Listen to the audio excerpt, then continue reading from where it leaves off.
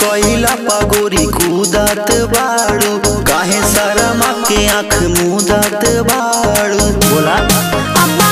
touch कइला पगोरी कूदत बाड़ू काहे शरमा के आँख मुदत बाड़ू कोरा में भरी त बैठ जालू गच दे कोरा में भरी त बैठ जालू गच दे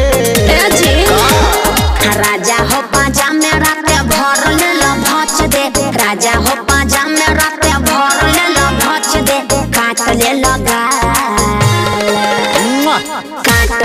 गाल रसगुल्ला लेखा काट दे काट ले लो गाल रसगुल्ला लेखा काट दे काट ले लो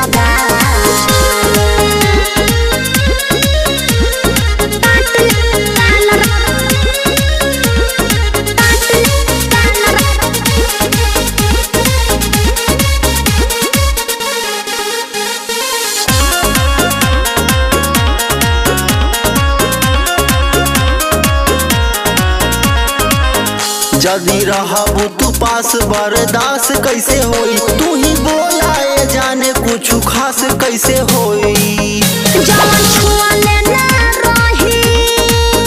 ओ छुआए नया राजा तू पहले राती मुआए नया राजा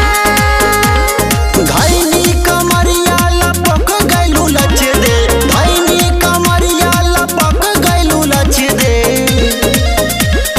राजा हो पाजा में राते भर ले लो भच दे राजा हो पाजा में राते भर ले लो भच दे काट ले लो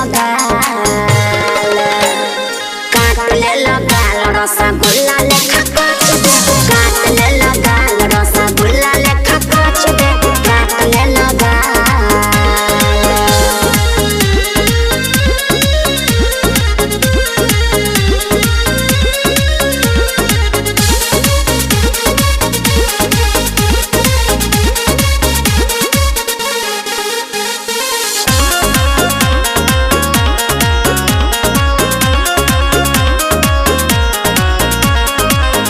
थोड़ा माजा में हो खेला साजा रानी गुस्सा छोड़ के तू बहिया में आजा रानी